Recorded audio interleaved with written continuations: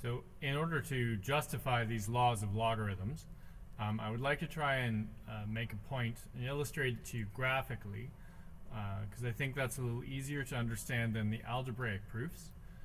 So the first thing we're going to do is try and sketch the graph of log of 100 times the x value, and then we're going to try and sketch log 100 plus log of the x value, and we're going to see what happens there. So in this first row here, if I take an x value of 0.1 and I multiply it by 100, my calculator, 0.1 times 100 gives me 10. And if I take the log of 10, I get 1. So if I were to sketch this thing, and I've put an x-axis on here, and I put a y-axis on here,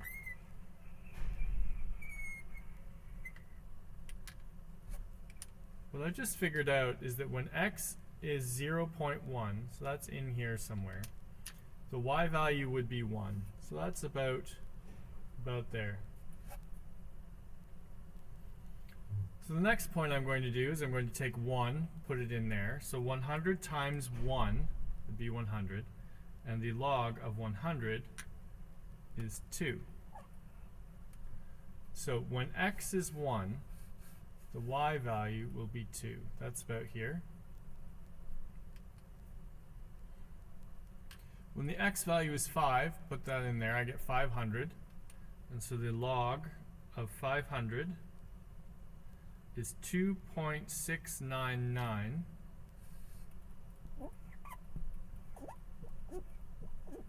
Now, I'm never going to find that exactly on my grid, but I can get close. So 1, 2, 3, 4, 5 on the x would be at 1, 2, and a little more than 2, a little less than 3. Get that there. And if x is 10, put that in there. 100 times 10 is 1,000, and the log of 1,000 is 3. So by the time I get to 10 on the x, 1, 2, 3, 4, 5, 6, 7, 8, 9, 10, I'd be up at 3. And you can see that nice logarithm shape happening there. I have an increase going this way.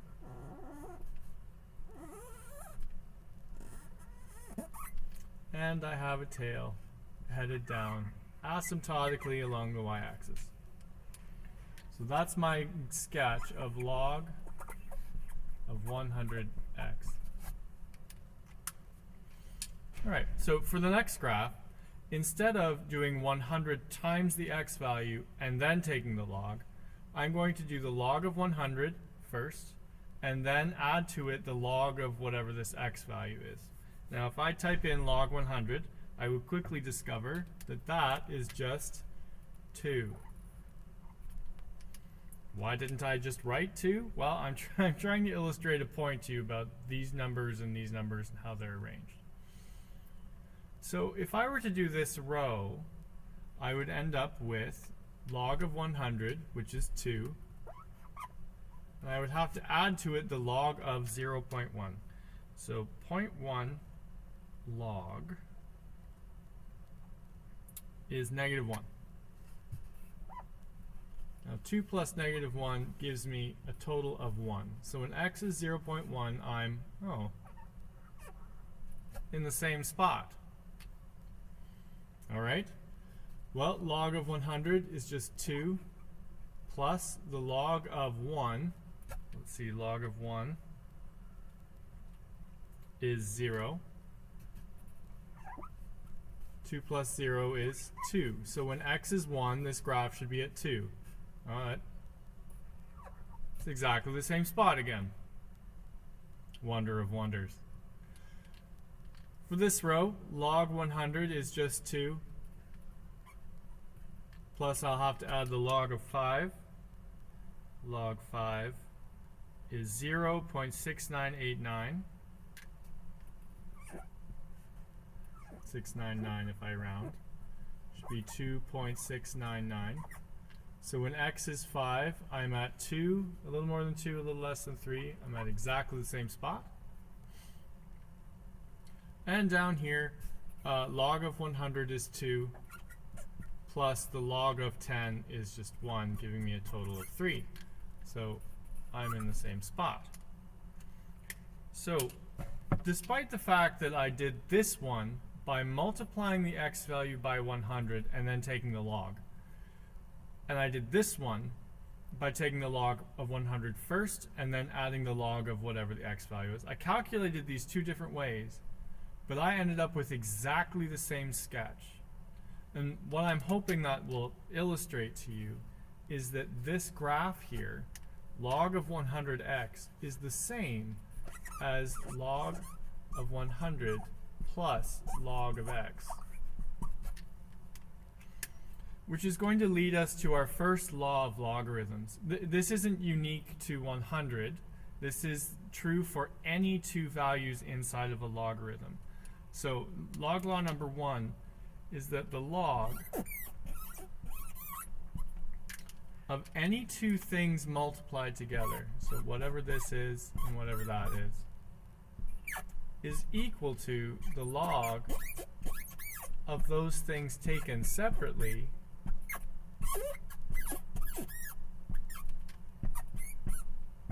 and added together. I'm going to get this out of the way. I'm going to give it a try. So if I were to start with something like the log of 5 plus the log of 2, and I want to know what that equals. Well, according to this law of logarithms, because I have a log of a thing plus a log of another thing, I can shorten that to the log of those two things multiplied together. So that would just be 5 times 2, which happens to be 10. Now log 10 is asking what exponent would you put on a 10 to get 10, so the answer should be 1. You can check that on your calculator, type log of 10.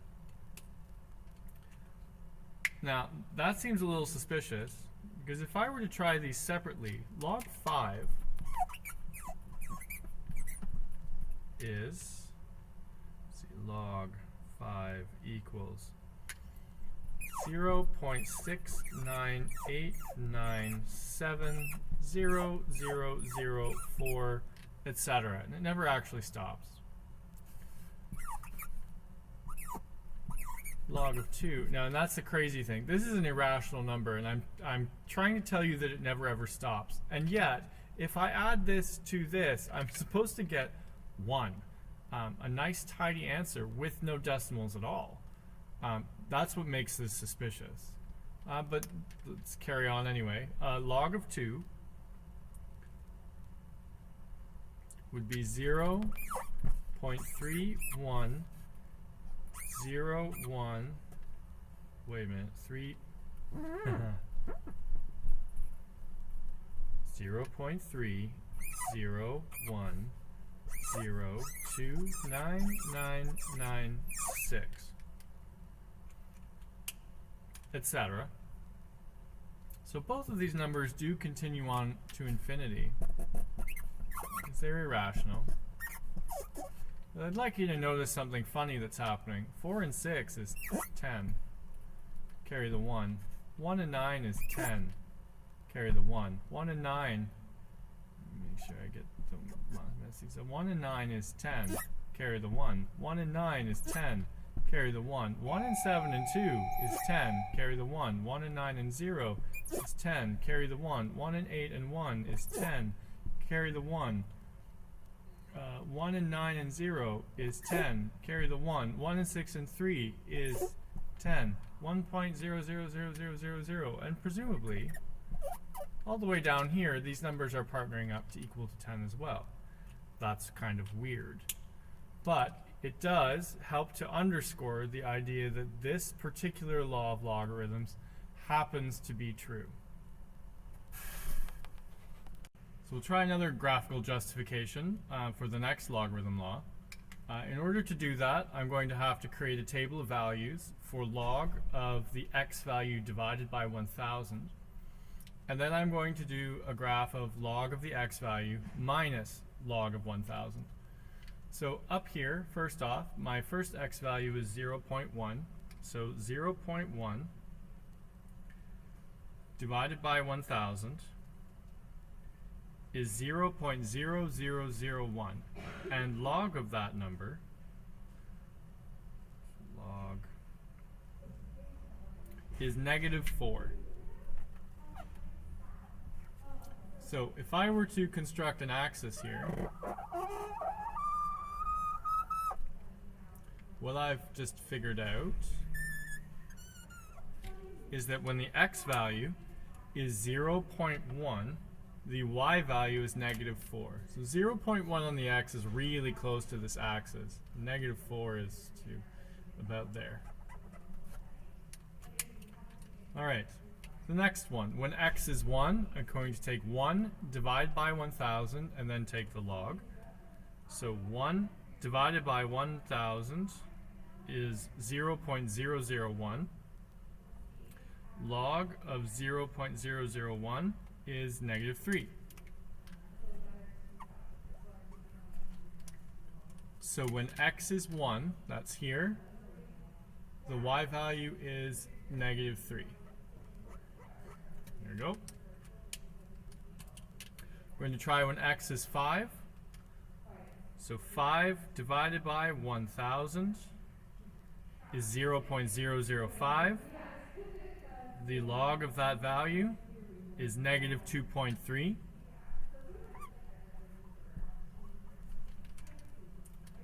So when x is 5, y is -2.3. So 1, 2, 3, 4, 5 on the x, -2.3 on the y. And 10 divided by 1000 is 0.01, and log of that value is -2.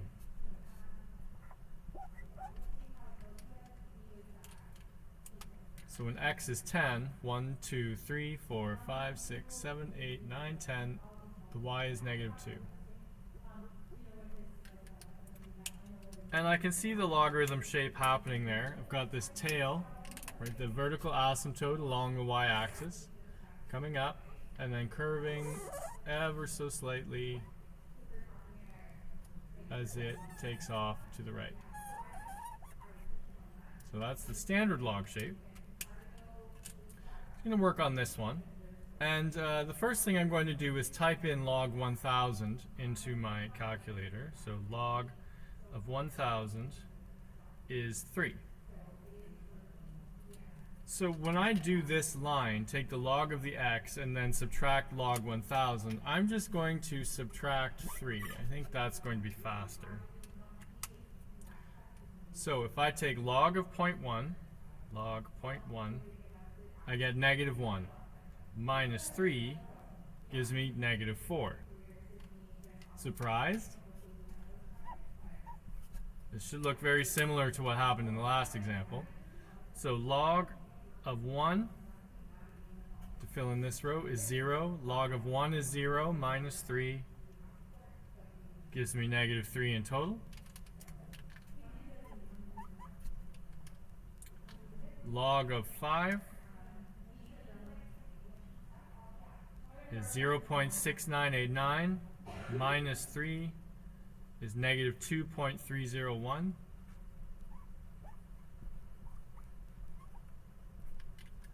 And log of 10 is 1 minus 3 is -2.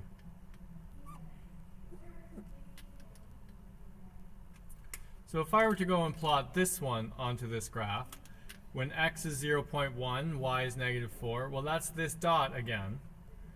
1 and -3 is here. 5 and -2.3 is there. And 10 and -2 is there. So when I tried to graph this function and this function, I ended up with an identical shape. which is telling you that the log of x over 1000 is equal to the log of x minus the log of 1000. And if I were to take that and make it more general, like I did before, I will end up with my second log law, which says that the log of a thing divided by a thing is equal to a log of the thing in the numerator subtract the log of the thing in the denominator. Now, it is critically important that you put them in this order. If it's a over b, it's log a minus b. You have to get that in there. I'm going to get this out of the way. We'll try some numerical examples before, just to check. So if I have the log of 20 divided by 2, that should be equal to the log of 20 minus the log of 2. So if I were to try this, 20 divided by 2 is 10, and log of 10 is 1. Now, log 20, let's see, log of 20 is 1.301 029996, and then that goes on forever. It's an irrational number. Log 2 is 0.301029996 ... which is also an irrational number. But if you notice, 3010299, and I forgot to write a 96. This decimal, this non-repeating decimal, happens to match this non-repeating decimal, so I end up with them being equal. So it works numerically and it works graphically. There is an algebra proof, but I think we're going to skip it for a minute. One more to go for a graphical justification of the last log law. So for this one, I'm going to sketch the log of the x value cubed, and then I'm going to sketch the log of the x value multiplied by 3. So if I were to take that first x value, 0.1, if I took 0.1 and I cubed it, 0.1 times 0.1 times 0.1, I get 0.001. And then the log of that number is -3. If I were to take 1 and cube it, 1 times 1 times 1 is 1. And the log of 1, maybe you already know, it's always 0. If I take this number, 5, and I cube it, 5 times 5 times 5, I get 125. And the log of 125 is 2.0969.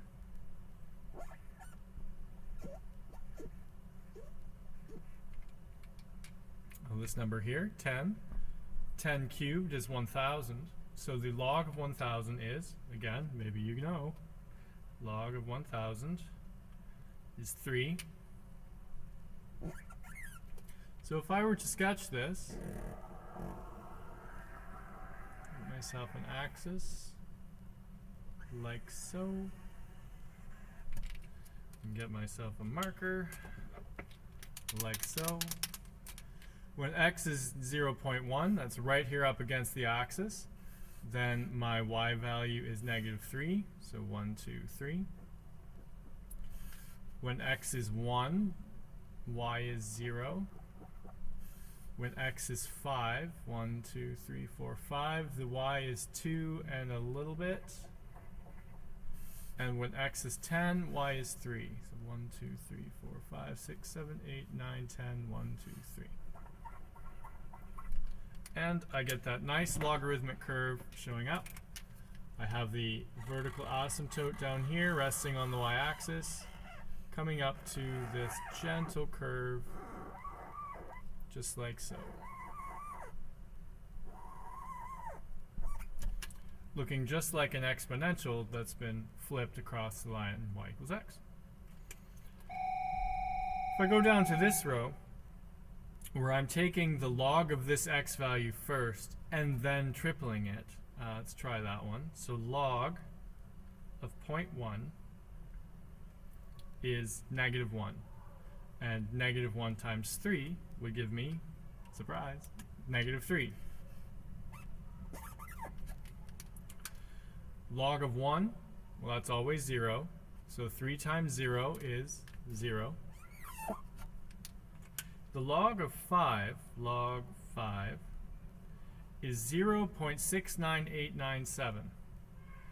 So if I take that number and I triple it, times 3, I get 2.0969.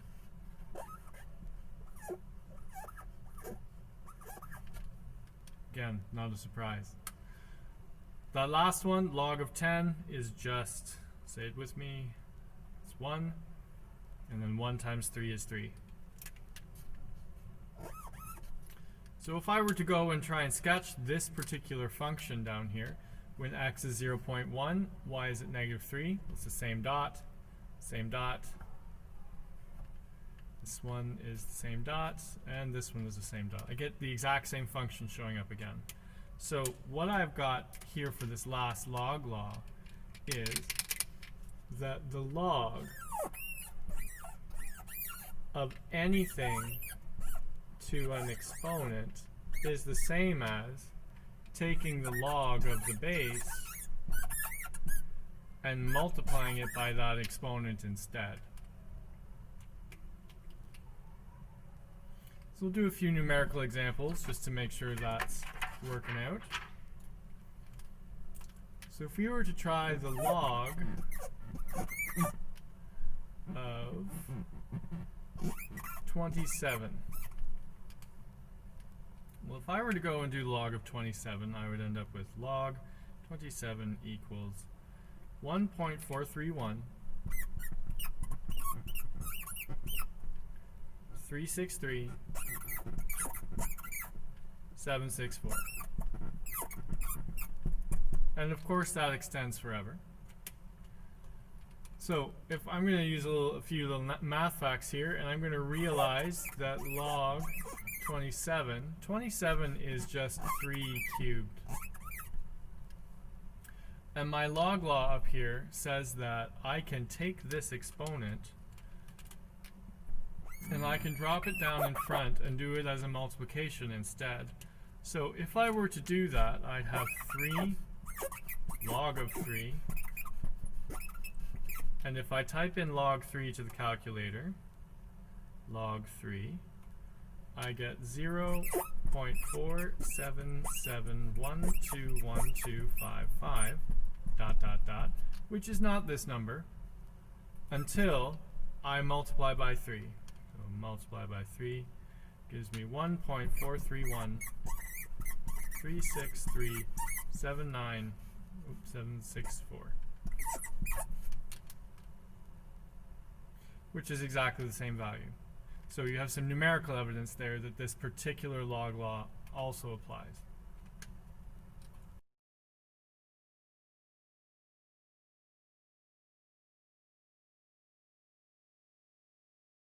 So back in the dark ages, before pocket calculators were invented, terrible times, bell bottoms and mustaches. You would have had to look up all these logarithms in tables in books buried in libraries filled with spiders and snakes and wizards and things. And so after having lost 40% of math students to labyrinthine carnage, someone decided that we could just use these log laws in order to simplify things so that we didn't have to send so many people on adventures to find the tables. So what I've got here is log base 8 of 4. So if you think back to the first video, that's asking you what exponent would you have to raise an 8 to in order to get 4? And that's not possible, not evenly anyway. It's going to require a horrendous decimal. This one is asking, what would you have to raise an 8 to get 128? Well, 8 times 8 is 64, and 8 times 8 times 8 is 512, which is way past that. So again, you can't do this one evenly. You need some sort of decimal, and we'd have to go look up the tables. So sharpen your swords and your anti-scorpion rings. Off you go. Or you could notice that you have a log of a thing plus a log of some other thing, and that happens to be here too. So log of a thing plus log of a thing, that was the first log law we just used. And that log law is giving you permission to take this form, log of a thing plus log of a thing, and rewrite it as a log of the product of those two things. So if I were to do that here, I'd end up with log 8. Instead of log 8 of 4 plus log 8 of 128, I'd write this as log base 8 of 4 times 128.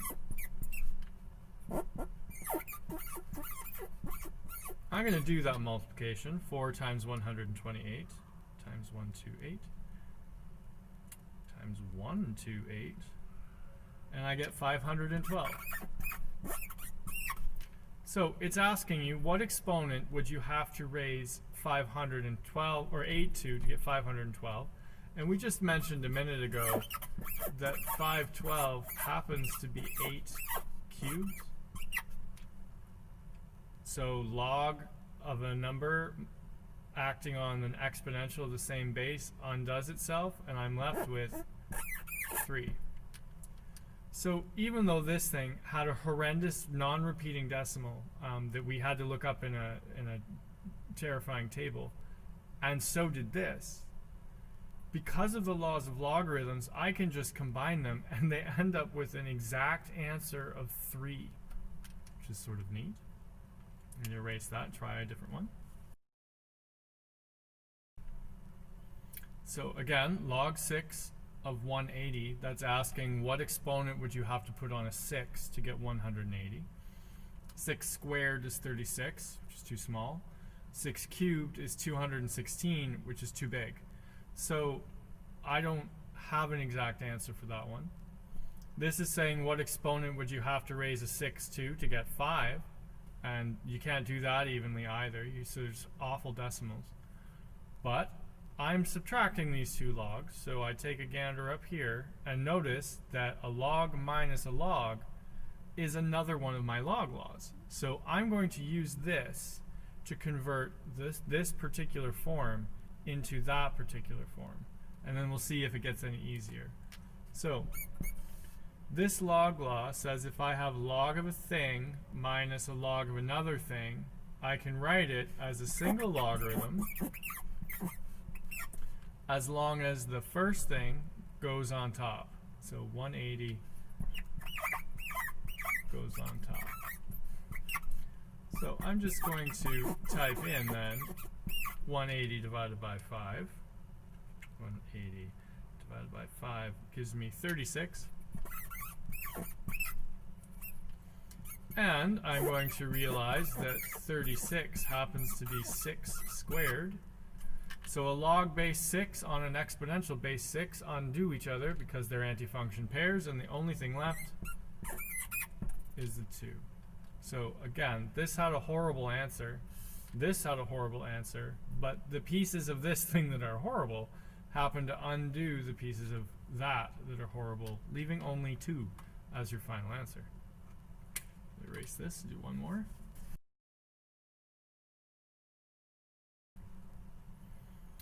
So that's a mess. I have a few that look like this, a thing multiplying a logarithm, right? That happens here, and here, and here. And I have some logs that are being subtracted, like this one. And I have some logs that are being added, like this one.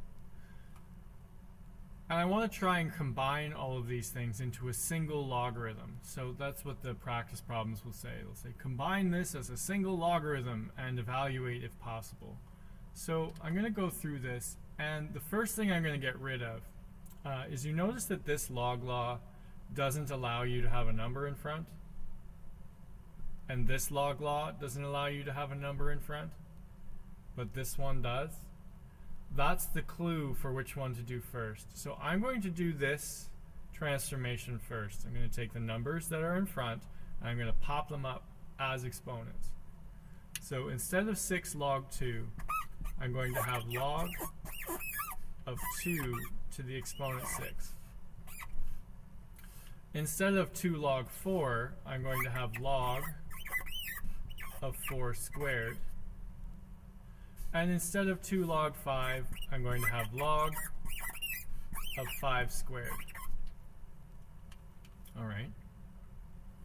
So I could actually evaluate this. 2 to the exponent 6 is 64.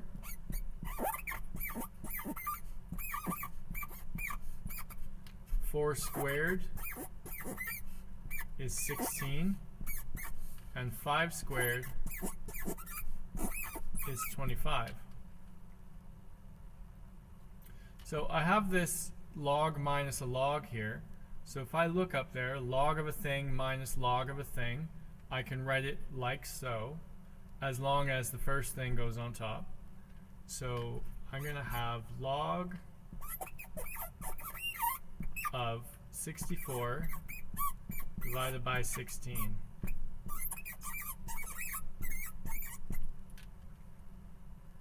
So I'm going to do that. 64 divided by 16, or divided by 16 is 4. So log of 4 plus log 25. And now I have a log plus a log, so that looks like this particular law. So I can write that as a product of those two pieces. So instead of log 4 plus log 25, it will be log of 4 times 25, which gives me log of 100. Now I'm going to give you a minute to think about what base this log is. Yep, it's base 10. So it's asking what exponent would you have to put on a 10 to get 100. And since 100 is 10 squared, I end up with 2 as my final answer.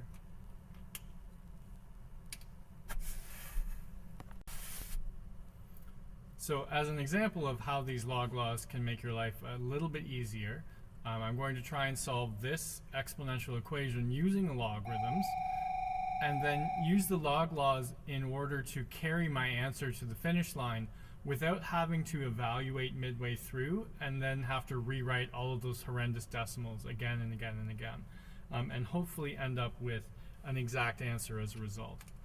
So in order to start, I'm going to use log base 10 because I can. So here I go, log base 10 of 2 to the 3x plus 4 equals log base 10 of 5 to 2x minus 1. Now the third log law we had up there said that if you have log of something to an exponent, that you can take that exponent and just park it in front. And that's what we did in the examples of how to solve these, but we were phrasing it in terms of a change of base. Mechanically, there's no difference, and the log law is easier to justify, so that's what I'm going to do. I'm just going to use the log law and take this exponent and write it down in front. So 3x plus 4 log 2 equals, same thing here, bring this exponent down in front, 2x minus 1 of log 5. We're going to distribute into these brackets. So 3 times an x times a log 2 would be 3x log 2. And 3 times 4 times log 2 would be 12 log 2. On this side, a 2 times an x times a log 5 is 2x log 5. And a 2 times a minus 1 times a log 5 would be negative 2 log 5. Now I'm going to clean that up a little bit, and I'm going to take any of these numbers in front, and I'm going to pop them up into the exponents again so that they're out of the way. So 3 on top of here would be 2 cubed. 2 cubed, 2 times 2 times 2 is just 8. So 3 log 2, actually I'm going to write that down so I'm not skipping a step. Log 2 cubed plus log 2 to the 12 equals x log, this 2 comes up, 5 squared, minus log, 2 comes up, 5 squared. So 2 cubed is just 8. And 2 to the exponent 12 is 4096, I think. 2 exponent 12, 4096.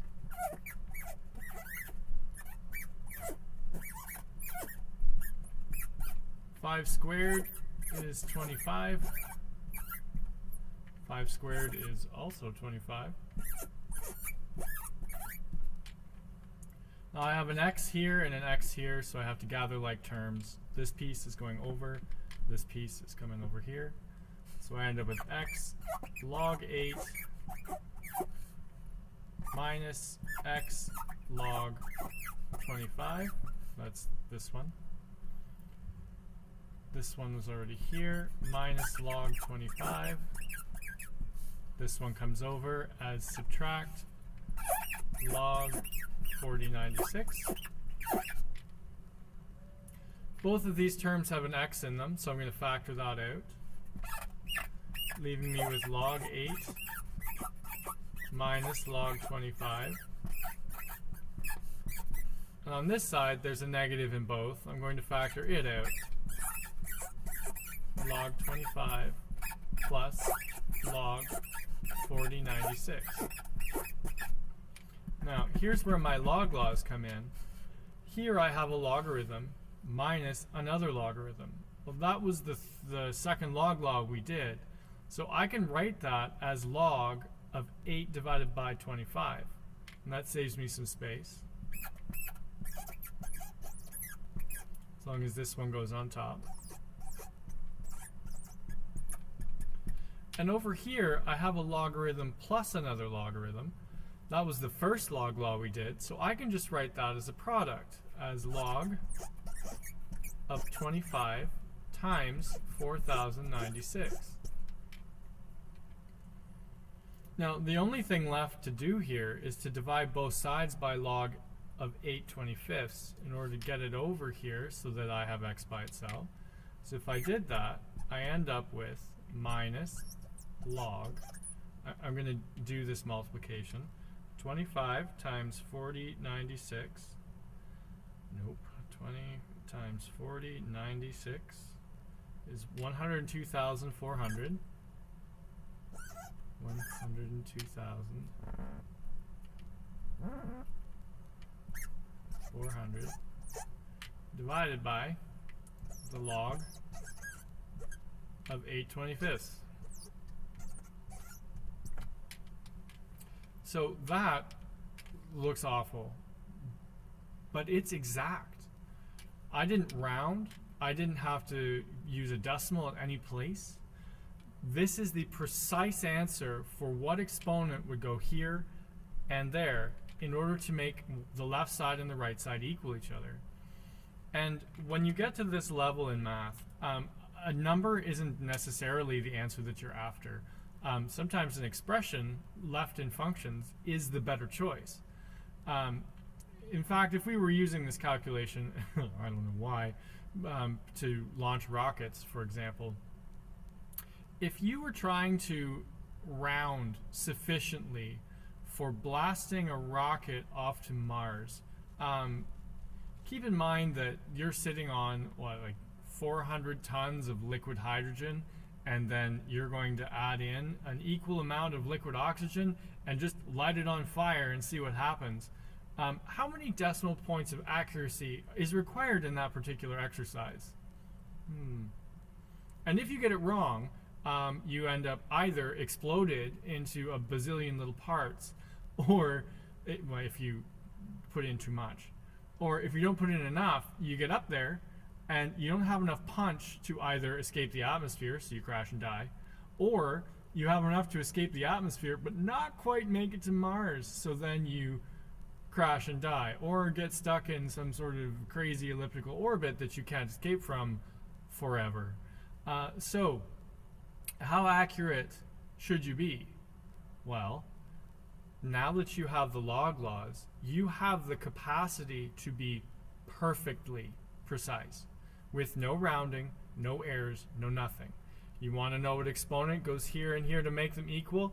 That's what it is. Perfect. Now, human beings like us don't really see that as a value. So at the end of your question, now that you've got it down to this exact answer, it's nice to evaluate those logarithms to try and get a sense of what the number looks like for our limited human brains. So if I were to do that, I'm just going to start evaluating the logarithms. So 8 divided by 25 is 0.32. The log of 0.32 is negative 0.4948.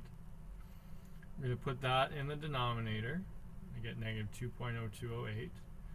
I'm going to multiply that by the log of 102,400, and I get 10, and make it negative, and I end up with x being approximately, because now I'm rounding, 10.1248858. And I know that that's accurate to at least that many decimal places because I haven't done any rounding yet. That was the first time. The calculator clipped it off that last digit. So the use of these log laws allows you to take a reasonably complicated algebra solution and render an exact answer, which is super handy.